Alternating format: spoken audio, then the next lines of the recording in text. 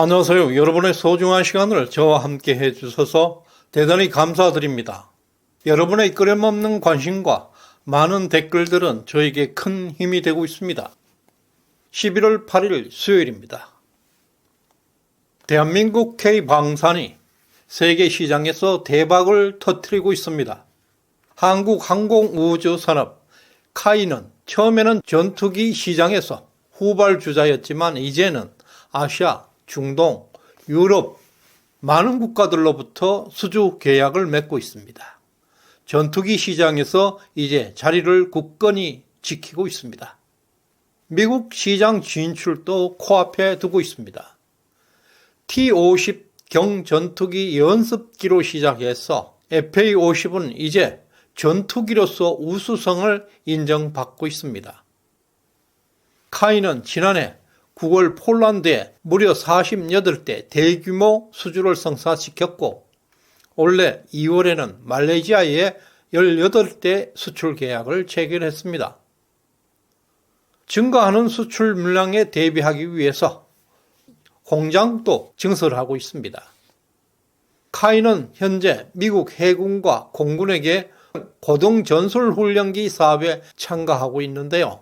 세계 방산 최강 록히드 마틴과 협업을 통해서 총 1300대 FA-50 수출 협상에서 1차로 500여 대의 전투기를 우선 납품 계약을 진행 중에 있습니다.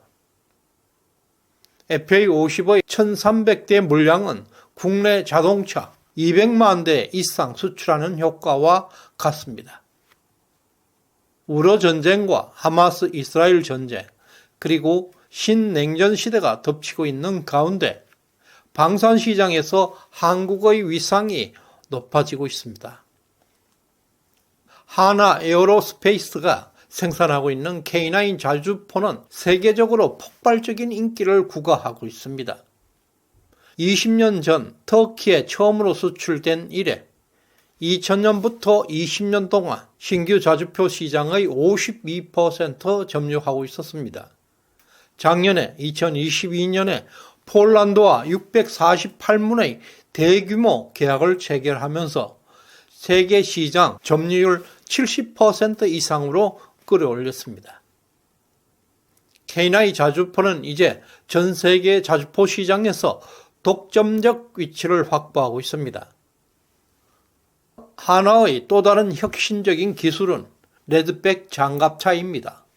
세계 최고 수준의 생존력과 강력한 화력을 함께 갖추고 있는 최첨단 공격형 장갑차입니다. 호주와 2조 원대에 해당하는 129대 수출 계약을 체결했습니다. 여러 나라에서 구매 협상이 쇄도하고 있습니다. 그리고 최첨단 기술이 집약된 또 하나의 대표적인 무기가 있습니다. LIG 넥스원이 개발한 천궁2 미사일입니다. 한국판 패트리어트 미사일입니다. 작년 UAE와 4조 원대 수출 계약을 이미 체결했고 지난달에는 윤 대통령의 사우디 방문을 계기로 해서 천궁2와 K9 자주포에 대한 초대형 계약이 임박하고 있습니다. 수출 역사상 초대형 계약이 될 것이라는 소식입니다. 한국의 해군 전력도 세계적인 수준에 도달하고 있습니다.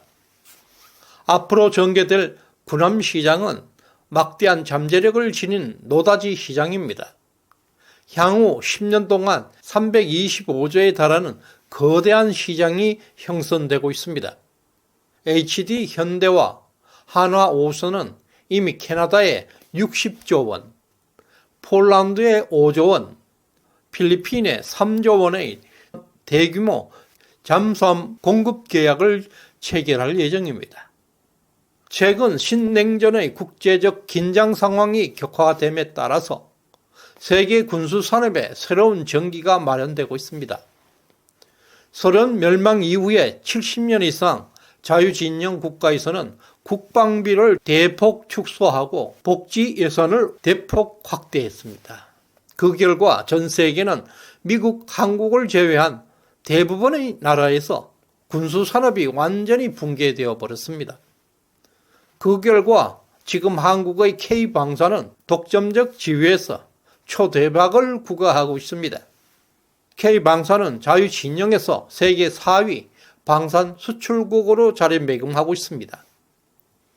지난해 방산 수출액은 173억 달러, 22조 7천억을 기록했습니다. 현재 수주 잔액만 해도 100조가 넘어서고 있습니다. 전투기, 장갑차, 자주포, 천궁 미사일, 잠수함, 전투함 등 다양한 분야에서 세계 무기 시장을 압도하는 기술력을 갖추고 있습니다. 특히 오늘 영상의 핵심은 지금부터입니다. 우크라이나는 러시아와 전쟁에서 하루에 8,000발의 155mm 포탄을 소비하고 있습니다. 러시아에서는 152mm 포탄을 사용하고 있는데 하루 소비량은 비슷하다고 할 수 있습니다. 따라서 두 나라 모두 엄청난 전쟁 비용을 부담하고 있음을 알 수 있을 것입니다. 전쟁에서 패배하는 나라는 상상을 초월하는 천문학적인 전비를 부담해야 할 것입니다. 미국은 현재 우크라이나에게 본토 탄약고에 비축되어 있는 탄약까지 소진해가면서 제공하고 있습니다. 전 세계적으로 155mm 포탄의 공급량은 매우 부족한 실정입니다. 대량 생산이 가능한 나라는 한국이 유일합니다. 국제 가격이 급등한다 해도 155mm 포탄의 재고는 없습니다. 급기야 지난 4월 미국 국방부가 우리나라에 155mm 포탄을 긴급 요청한다는 내용의 문서가 발견되었습니다. 해당 문서에 따르면 미국은 33만 발의 155mm 포를 긴급히 요청하고 있는 것으로 나타났습니다. 이미 지난해에 10만 발의 판매 요청이 있었습니다. 합쳐서 총 43만 발에 달하는 물량입니다. 여러분, 155mm 43만 발의 가격이 얼마나 될까요? 놀라지 마십시오. 포탄으로만 5조 원 수출을 올렸습니다. 군사 기밀이지만 한국 아니면 공급할 나라가 없습니다. 155mm 포탄이 2,000원, 큰 가치를 가지는 이유는 155mm 포탄이 바로 나토 표준 규격의 포탄이기 때문입니다. 155mm 포탄은 전쟁만 나면 가장 많이 소요되는 포탄입니다. 현재 풍산을 비롯해서 이 포탄을 생산하고 있지만 공급은 여전히 부족한 상황입니다. 현재 한화에서도 155mm 포탄 공장을 추가로 신축하고 있습니다. 우크라이나 전쟁에서 매일 7,000에서 9,000발의 155mm 포탄이 사용되고 있습니다. 한 달이면 최소 25만 발, 한 달에 들어가는 비용은 3조 원이 투입되고 있습니다.